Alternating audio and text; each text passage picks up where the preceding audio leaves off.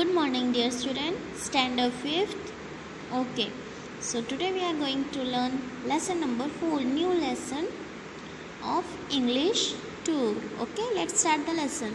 So our lesson number 4 is conditionals. Okay. So what is conditionals? So in this chapter we will see that what is conditionals and what is grammatical part. See, in conditional there are different kinds of many more clause. We will all see that where we should use the clause which. Okay, let's start. So you have already learned, now we have to refresh. आपने ये पहले पढ़ लिया है, आपको बस एक refresh करना है अपने माइंड को और ये सब चीज़ें अपने माइंड में वापस से क्लियर कर लेनी. Okay, let's start. We have already learn number 1, how to write a sentence in simple present tense. You know, आप जानते हैं कि सिंपल प्रेजेंट टेंस में सेंटेंस को किस तरह लिखा जाता है. सब्जेक्ट क्या लिखेंगे आप और उसके साथ हेल्पिंग और ऑक्सिलरी वर्ब भी प्रेजेंट टेंस में होना चाहिए. Second, we have also learn how to write a complex sentence using an adverb clause. Now second thing you have learn, आपने ये पढ़ा है कि how to write complex sentence. Complex sentence को किस तरह से लिखा जाता है. कॉम्प्लेक्स सेंटेंस मीन्स जिसमें आप एक से ज़्यादा वर्ब्स और एडजेक्टिव्स को यूज़ करते हो with you help of adverb clause. Third, we have learn how to change pronouns while reporting something that happened in the past. Third thing you have learn that अगर हम किसी चीज़ की reporting कर रहे हैं तो हमें प्रोनाउंस को चेंज करना होता है. क्यों? क्योंकि वो पास्ट में हो चुका है और अभी हमें उसे प्रेजेंट में रिपोर्ट करना है with the help of changing the pronoun. 4, we have also learn that one of the functions of an adverb is to show on what condition something happens और हैपन. आपने ये भी पढ़ा है कि we have also learn that one of the functions of an adverb. Adverb के जो functions होते हैं वो शो करते हैं. क्या शो करते हैं? कंडीशन समथिंग हैपन्स और हैपन. कंडीशन शो करते हैं भले ही वो प्रेजेंट में हुआ हो या फिर पास्ट में हुआ हो. Okay, these 4 things you have already learn. Now let's see some new part of this lesson. See, I have written some examples for you. Let's see the examples. If you approve, if the weather permits, if you can't, if it is very short, if you are happy. See, these 5 sentences I have written for you for your more understanding. See, these all sentences start with if. Now these are known as if clause or we can say conditional clause. But what is this? Let's understand. They speak of some conditions on which a particular result means given in clause is most likely to take place. Means जो हम sentence form करते हैं उस sentence के form में हम conditional clause या तो हम उसे इफ़ क्लॉज के उसे यूज़ कर सकते, बट हम उसे तब यूज़ कर सकते हैं जब गिवन मेन क्लॉज जो हमारा होगा वो मोस्ट लाइकली हो हमारे कंडीशनल क्लॉज से, तभी हम उससे रिप्लेस कर सकते हैं अपने कंडीशनल क्लॉज के through. Okay, let's see. A clause is a group of words that contain a subject and its own predicate. देखिए, clause क्या है? clause सेंटेंस है जिसमें सब्जेक्ट और सब्जेक्ट के साथ clause का ही खुद का एक predicate होता है.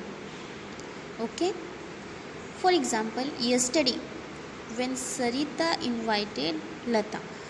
ओके, अब हम इस सेंटेंस को अच्छे से क्लियरली समझते हैं. yesterday मीन्स गुजरा हुआ कल.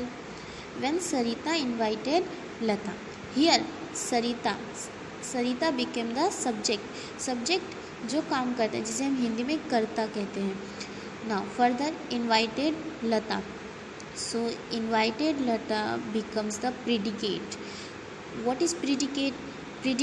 It consists of a verb or a verb phrase and rest of the sentence.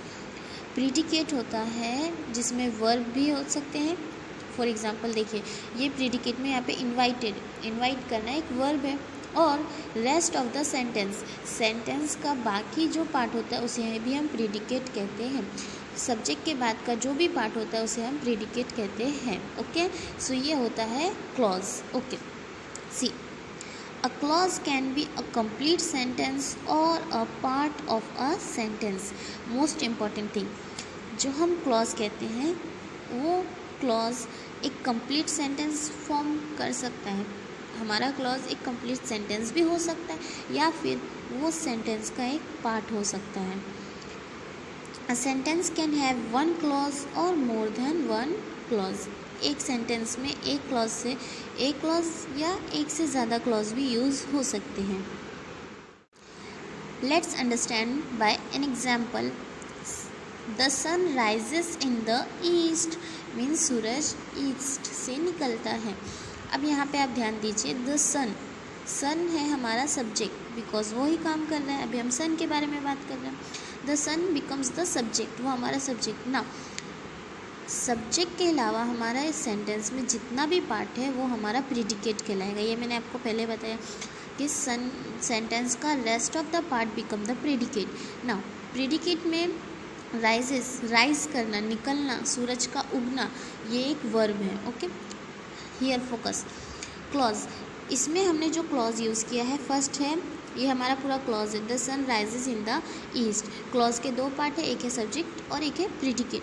तो यहाँ जो हमने क्लॉज यूज़ किया है वो हमारा कंप्लीट सेंटेंस है, क्योंकि ये देख लीजिए आप, the sun rises in the east, ये हमारा एक कंप्लीट सेंटेंस है। Okay, little bit more example.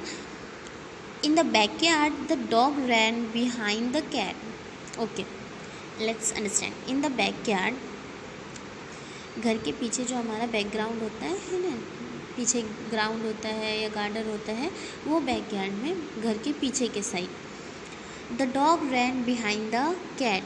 अब ये सेंटेंस क्या है? The dog ran behind the cat means कुत्ता जो है वो बिल्ली के पीछे भाग रहा है, दौड़ रहा है। ओके, अब अंडरस्टैंड करना है हमें, यहाँ पे हमारा जो the dog it became the subject. The dog जो है वो हमारा सब्जेक्ट है and the rest of the sentence it becomes predicate. Rest बाकी का सेंटेंस हमारा प्रीडिकेट है और प्रीडिकेट में रैन जो है वो हमारा वर्ब है, मीन्स दौड़ना जो है वो वर्ब है।